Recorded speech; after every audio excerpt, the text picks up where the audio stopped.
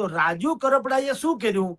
પ્રજા પ્રત્યે વફાદારી દાખવવા અથવા તો એનો જનમત કેળવા 11 જેટલી સભા કરી આમ આદમી પાર્ટીમાંથી છૂટ્યા પછી, જેને કિસાન સંકલ્પ યાત્રા કહે છે. બાણેજ કનકાઈથી શરૂ કરીને સુદામડા ઠેઠ સુરેન્દ્રનગર સુધી ત્યાં જે આ બધું કર્યું, એમાં 11 સભામાં એને શું કર્યું?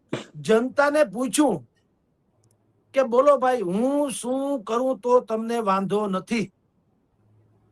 અને આપની જાણ ખાતર જયંતભાઈ, રાજુ કરપડાએ એમ કીધું કે હું ખેડૂતનો નેતા છું, ખેડૂત માટે જ લડવાનો છું, ખેડૂતોના પ્રશ્નો મારા માટે મહાન છે, અને એમાંય મારો મત વિસ્તાર એટલે ચોટીલા થી માંડીને સુરેન્દ્રનગર, એ મારા મત વિસ્તારના જે પ્રાણ પ્રશ્નો છે એને હલ કરવાની અગર હું ક્યાંકથી ખાતરી મેળવું અને પછી હું કોઈ પણ પક્ષમાં જોડાઉં તો તમને વાંધો ખરો, આવું ચોખ્ખું એને નાગરિકોને કીધું, ખેડૂતોને કીધું એની સભામાં.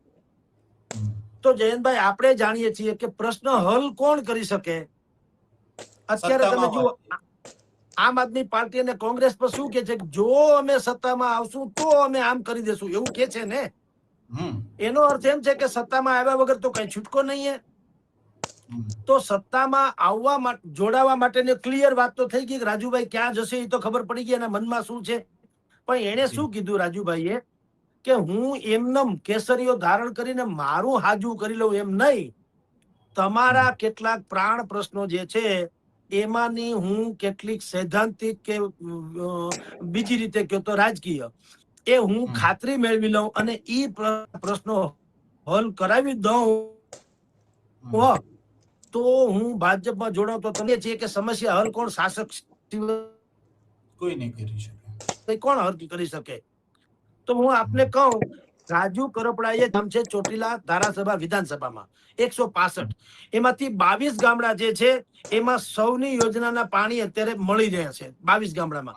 બાકી બધા ગામડા જે છે ત્યાં પાણીનો પ્રશ્ન છે, એટલે એમાં 18 ગામડામાં તો તળાવ બનાવી અને પાણી ભરવાની વાતને પણ સૈદ્ધાંતિક મંજૂરી રાજુ કરપડાએ 15 દિવસ કે મહિના દિવસ પહેલા કહું છું એને સરકાર પાસેથી અપાવડાવી ખેડૂતોને કે જુઓ, હું જે તમને કહી રહ્યો છું કે ચોટીલા પંથકમાં ત્યાં કેટલાક એવા કુદરતી સરોવરો છે પાણીના કે જો એ સરોવર સૌની યોજનાથી પાઇપલાઇન દ્વારા ભરાઈ જાય તો એ ધરતી નવપલિત થઈ જાય અને અત્યારે જે વેરાન છે એ લીલી નાઘેરમાં પલટાઈ જાય, એવું એનું કહેવાનું છે. અને ત્યાંની જનતા માને છે કે જો અહીંયા પાણીનો પ્રશ્ન હલ થઈ જાય તો અમારે હિજરત કરવાની પણ જરૂર નથી કે ખોટે અહીં માથે હાથ દઈ રહેવાની પણ જરૂર નથી.